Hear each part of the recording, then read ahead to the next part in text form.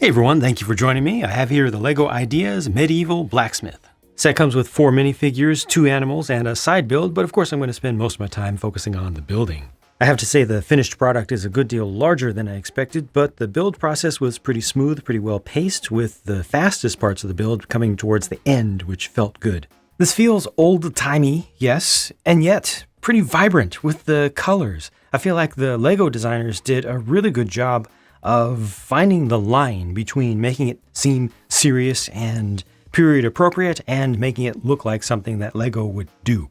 I feel like the original Ideas submission from the fan was excellent, but it looked a little bit more like a model, looked a little bit like it was taking itself very serious, whereas this just dials that back a bit, and I think that a good balance was found here. I feel like this looks good on display, and yet it actually invites play, and it has useful play features for younger folks or older folks alike who want to get in there and interact with the minifigs. I'll go right ahead and skip to one of the highlights of the set, the forge over here, which has a light brick built into it, and the light brick is actuated with the bellows off to the side, little minifig scaled bellows that you can actually change the angle of, but that is connected to the button on the light brick, so you push that in and it glows, and that is a beautiful glow indeed. It's definitely just asking for custom integration of a continuously powered LED light so you can have that on all the time. Obviously you have your anvil here, and that has a clip built into it so you can attach a weapon that can be worked on. There are a couple clips on the sides here. One of them will hold a hammer, which is actually in the hand of one of the figures right now, and then there are some tongs over here. You've got a clip to hold on to an item that's being used or being heated up in the forge, and this is a nice sign that is printed. These are all good elements that feel very LEGO-like to me. Around the side is a pumpkin patch, and I think this is the first time we've gotten 2 different ages of pumpkins. I like to see that. Look at the detail on the side of the building. They're trying to make it look like it is weathered. It probably has some patches in it. You see some just raw, exposed timber frames.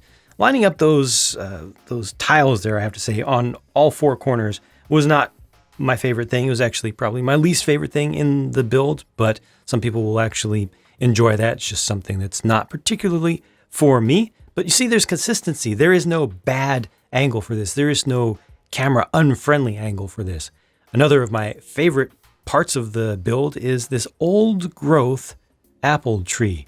Now, old growth apple trees are something special. They are very interesting to look at up close, and they're not necessarily well formed, especially if they've been allowed to grow wild. This one obviously has not been carefully formed on an orchard or anything, and just so much of that was captured so well in this design, how it angles off to the side, and it's a really weird build too.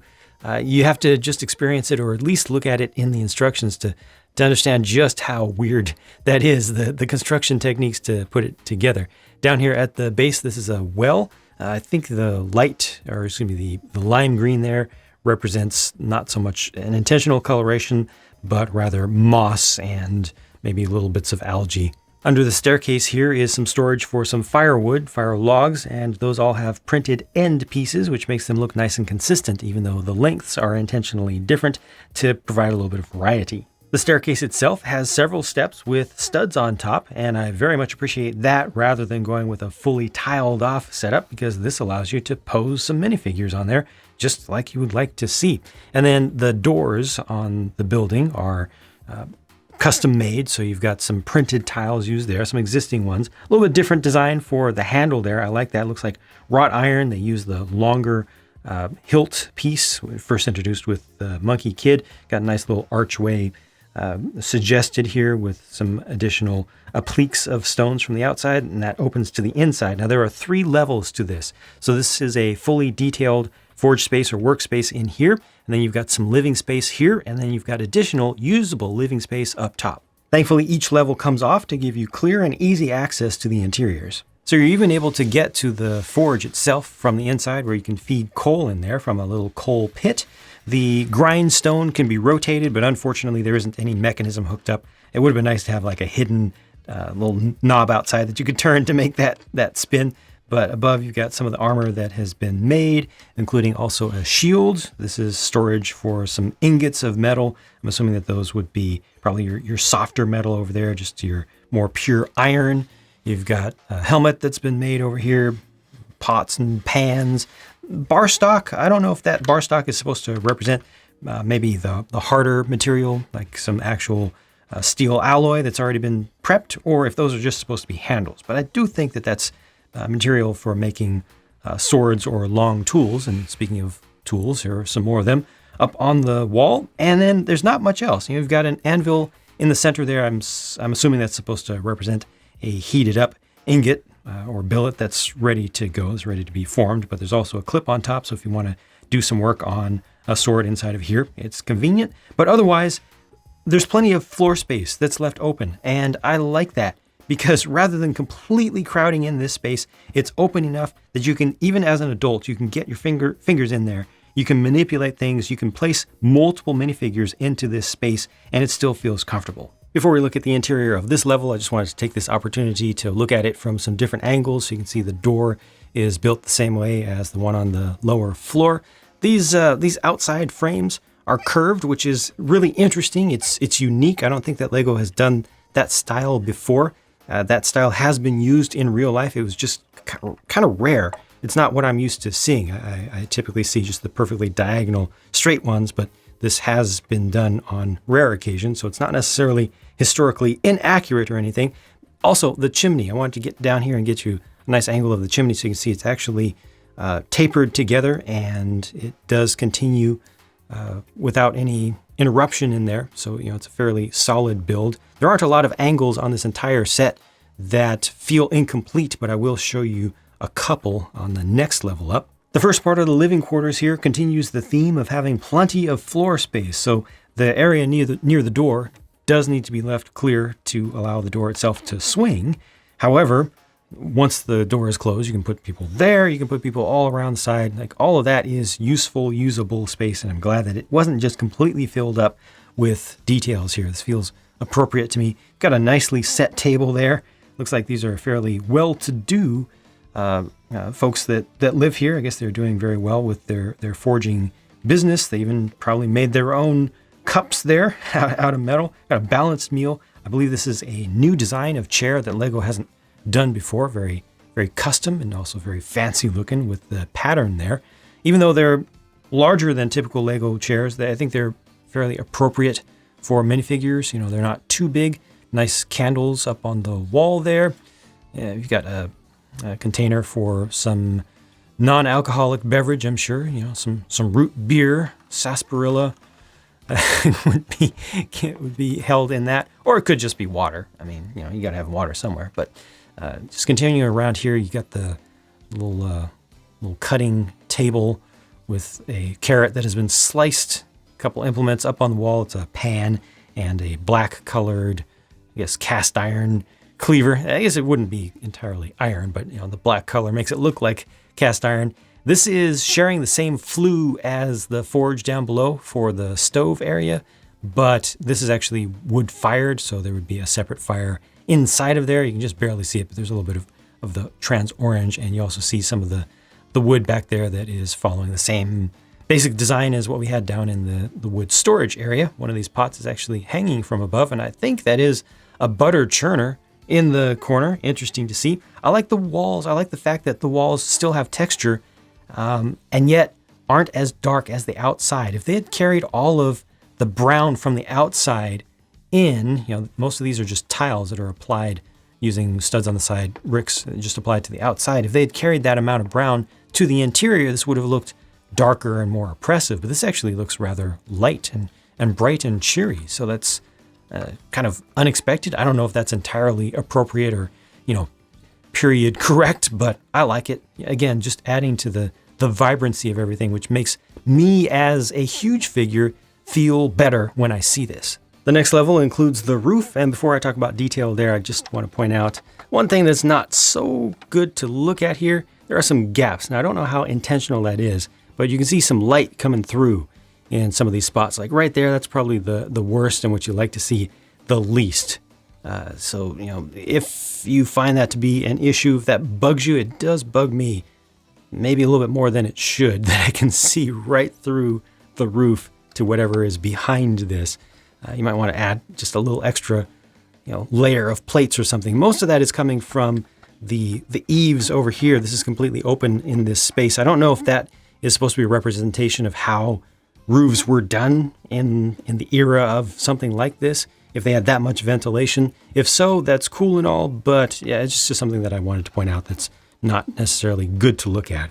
The roof is probably the most controversial thing here in terms of its design relative to the design of the original Ideas project, because it is so vibrant, and that vibrancy is something that I personally like a lot. This is intended to represent like lichen, moss and lichen, mostly lichen that's just attached onto the top, that's growing over time. And you have different colors for the tiles. So they go between the regular blue, dark blue, coming into just black down here. I think it looks nice. I think it almost looks gem-like if you kind of blur your eyes, or you think in terms of 8-bit art. Some of these tiles are missing here. That's a nice little bit of extra detail. And I like how the corners are done as well, fairly smooth. You got the little extension that comes out here.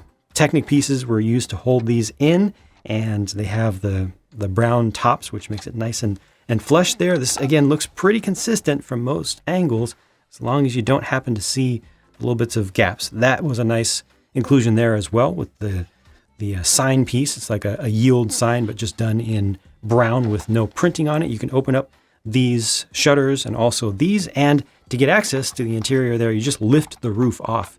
So it's kind of hooked. These act as hooks. They just settle down into a couple of spots on either side, and the same thing happens over here. All this just lifts off. There we go. A little bit sticky in the center there. You may want to angle the chimney away from you. That's actually removable if you want to make it a little bit easier, but you've got more things that are lined up for this side. But each of the main roof segments has a ball joint area in it, so that gives you the second angle, and it's a lot more obvious over here and a lot more simple. So that's how that goes together. I think the standout feature of this space is that bearskin rug. Definitely something you don't expect to see in a Lego set. It's basically a flattened animal, right? It's the entire hide of an animal. I think it's really well done, though, for what it is. It's depicted well. It's obvious what it is when you look at it. And I think it's even scaled pretty well to minifigs. The only thing I don't like about it is the use of the 1x1 white piece inside of the head. If they were trying to add a little extra detail there, I don't think that was well done. White just stands out too much, and you can see clearly that it's just showing through in not an intentional looking way. The bed is pretty fancy. Once again, it does hold only one figure on it, if somebody's laying there, but that's to be expected. Yeah, it's done pretty nicely. You got a chest over there with a backpack in it. There's a fireplace, an upper floor fireplace. So they've got all kinds of fireplaces and furnaces and things hooked up to this one flue here, and then a writing table. So yeah, you've got the little candle off to the side, which is a handheld one. And yeah, somebody's writing up a nice story. They got the quill and well, and yeah, that's just it for this space. Can't really access it from this side either, so there's nothing additional to get to around here. And then here's how it looks all connected. So a minifigure comes up the stairway here and then would turn around. They just have to be careful not to fall back in. A banister would have been nice. The side build is a horse and carriage, and during the live streamed build, viewers named the horse Rocinante. I'm giving it a second name as well. It is Rocinante Baba, which is a triple reference now. Let's see if anybody can get all three of the references there. I'll tell you, the production work on that horse is really good. The tan color, looks nice and all, but look at the print. It's so crisp. It's pretty perfect. I like that. Now, there is just a little bit of overlap with the brown at the front because this is printed from the sides. So there's a little bit of overlap of material there. I don't know if they did a transfer technique there or if it's masked or stamped rather, but it looks like it's transferred. But I think it's fine. I'm glad that at least there are no gaps there. The lineup is pretty good. It just feels like a good quality thing here. They also included a couple extra pieces here with the brick and tile. So if you don't want to have this hitched up to the carriage, then you can just have the horse free. The carriage is actually kind of simple. It's actually very simple. They don't have any connections for controls for the cab of this, but at least there is enough space for at least 2 minifigures to sit there side by side. You got the wheels that are the appropriate size. I think the design, looks pretty good. And over here, an extra one of those Falcon Knight shields. So we've got a couple of those hanging around, and there's also just a little extra package inside, a little sack. For some reason, the set also comes with an Alaskan Husky, and this honestly doesn't make any sense to me. Maybe it was supposed to represent a wolf or something. Why is it so white there? If they had recolored this to have gray as the lightest color and then maybe did like a light gray and a dark gray or something, I would be okay with it. But I mean, this is just an Alaskan Husky. That's weird. Here's the blacksmith on the left, and on the right, I'm assuming that's his wife. Now, pay close attention to that interesting torso on the right there. I think the production work on both torsos is pretty good. The legs on the left are reused well from a much older figure or series of figures. But the torso on the right has waistlines on it, but they're not super exaggerated. Is this like the first time LEGO has done waistlines to represent a female body and they've not gone super exaggerated with it, thus allowing us to use that torso in this LEGO system as just a slender male if we want to, just swap out parts because it's LEGO and, we LEGO folks like to do that. We like to take pieces and put them together in different ways. So I applaud the designer of that torso there on the right. Waistlines that are not super exaggerated. It's a rarity. I'd like to see more of that in the future for just additional, differences between different things. I think it's okay to show different body types. I just want LEGO fans to be able to swap pieces back and forth. It's nice to get the dual molded legs there as well. And both of these prints on the back of the torsos look really good to me. They have alternate faces that seem very appropriate to me. On the left, the guy is, really concentrating as he's getting his edge shape just right on a weapon. And on the right, you can see the aiming. It looks like she's just aiming right there. So this totally works. And the face underneath the beard of the blacksmith is very cheerful. These two black Falcon Knights have identical prints between them for the torsos and the legs. I especially like the hip and leg prints for these. Got the can style helmets there. I personally prefer to have the helmets with the visors that can be lifted up, but these are good to see as well. I like the swords that are included in this set. Also, that shield is very clear with its print. You got some difference in the armor there for the shoulders. Interesting to see a built-up halberd rather than just the single piece one. I guess the old one isn't even made anymore. Is that true? And there's what the torso looks like from behind. As for alternate faces, well, neither of them get one. Here is what you do get, but I've got great news. They also include hair pieces for both of them. Both of the helmeted figures can take their helmets off, and that is great. It costs so little for LEGO to just include an extra headgear piece, and here once again, they have done so, and I love it. I appreciate it so much. Finally, here are the leftover or spare pieces. There are plenty of them, and some of them are nice colors at least. I have no spent sticker sheet to show you because any and all decorations in this set were accomplished with prints. This set costs $150 US for over 2,100 pieces. However, there were a lot of 1x1 pieces in this, including like 1x1 plates and 1x1 tiles and 1x1 flower pieces. So don't put too much stock in that price to part ratio number itself.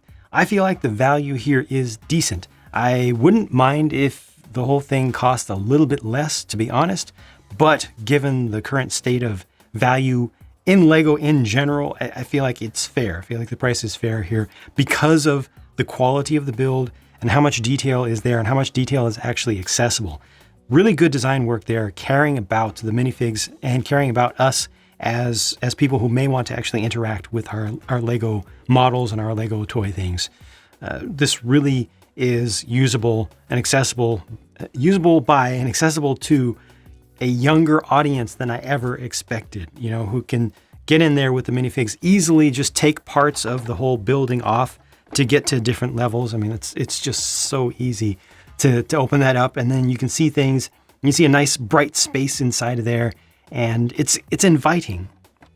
So I feel like the original design, a lot of people were expecting this to look like the original fan design when it was completed, and it doesn't, and that has created some disappointment. I feel like this is better. I've lost my position here. I've lost my offset. I feel like this is better as a LEGO set than that original fan design was. There it is. That's the spot I was looking for.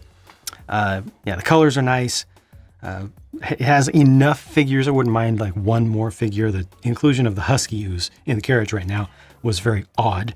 But other than that, the light brick inclusion, how that's integrated in there and how easy that is to activate, that's really cool. So I have very, very minimal criticism, honestly, for the completed project here.